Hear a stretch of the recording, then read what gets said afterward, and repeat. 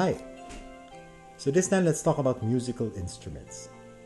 Now, according to the official document of the Church on sacred music, Musicam Sacram, number 62, it says that musical instruments can be very useful in sacred celebrations, whether they accompany the singing or whether they are played as solo instruments. It's very important that we understand the first and the second role: to accompany the singing and to be played as for instrumental music. Among all the instruments in the world, it is the pipe organ that is the most important instrument in the liturgy. We take note that as much as possible, when there is a pipe organ, use the pipe organ.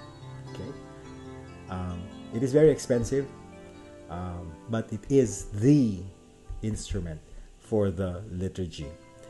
Now, the document also says that the use of other instruments may also be admitted in divine worship, provided that they are suitable for sacred use or can be adapted to it.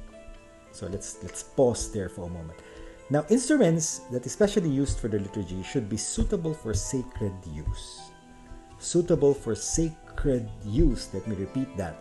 Suitable for sacred use. Nababagay para sa banal na pagdiriwang. So, sacred use. So, anything that therefore does not, any instrument that does not sound sacred should not be used in the liturgy. Or anything that can be adopted, any instrument that can be adopted for sacred liturgy. Adaptation, a very good example is our brothers and sisters, for example, in the Cordillera region. They have their own instruments. They have their own instruments, and when you attend their mass, they use their instruments for the mass. Why? Because their instruments are not used for just casual, very worldly things. Their instruments have so much meaning in their culture, in their lives, especially when they adore God and they celebrate something sacred, no? for them. So their instruments, which they understand, and their instruments that once they played, they understand what it means, no? Can be adopted into the liturgy.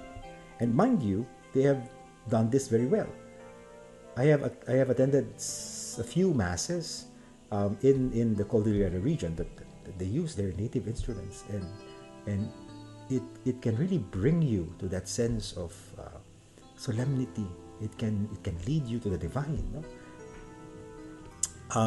Paragraph number 63 of Musicam Sacram says, those instruments which are, by common opinion and use, suitable for sacred music only, are to be altogether prohibited from every liturgical celebration and from popular devotions.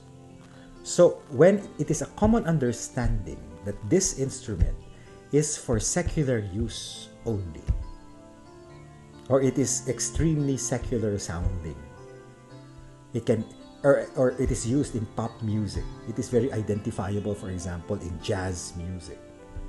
Now, that instrument should be prohibited in the liturgy. Classic example is the drums. No? The drums is something that does not invoke solemnity. Okay, and therefore it does not have any place in the liturgy.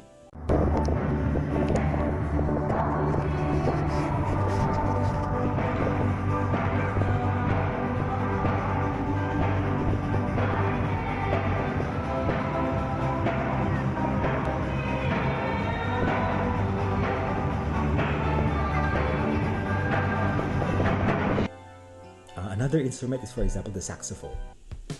Now, the saxophone can elicit very sensual moods. You know? The sound of the saxophone, in other words, will remind us of something else. The use of musical instruments to accompany the singing.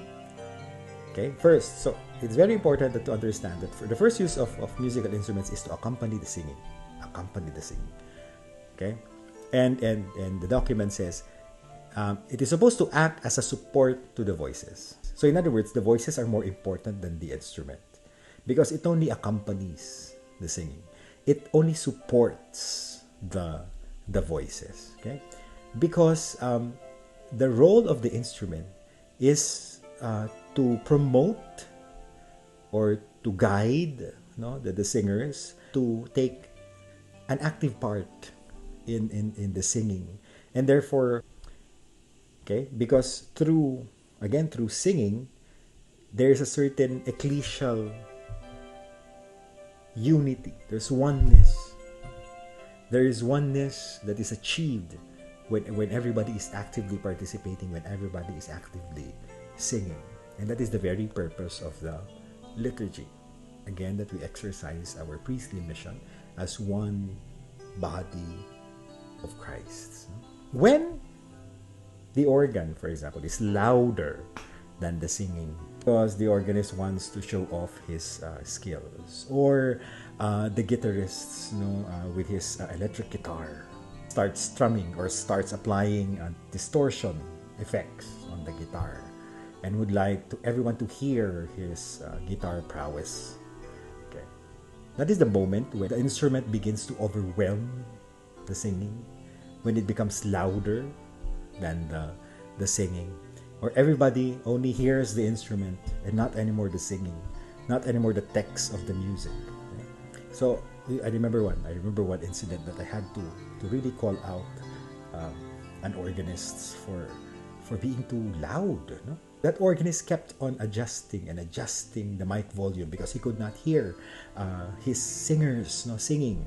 And the problem was, the basic problem was, the organ was too loud, that he could not even hear the output of the voices already in the sound system. And the organ is everything that you hear, and that's all. In that case, that the loud instrument becomes more of a distraction rather than an aid, rather than a support to the singing. So please, my dear organists, my dear instrumentalists, know if your instrument really befits the celebration of the liturgy, and please don't use drums, because it basically disrupts the whole solemnity of the Mass. You're not the center of the celebration. It is Christ. And always remember that your instrument is secondary to the singers. It's an accompaniment. You're assisting the singer. Okay, you're not the star of the show. So let us be more responsible and more accurate with the instruments that we use in the liturgy.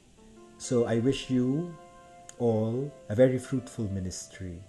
So let us always strive to emulate not only what the church teaches us, but also let us live by how the liturgy is supposed to be accomplished, not only in its celebration, but also in our daily lives. Let's always put Christ in the center of everything and not ourselves.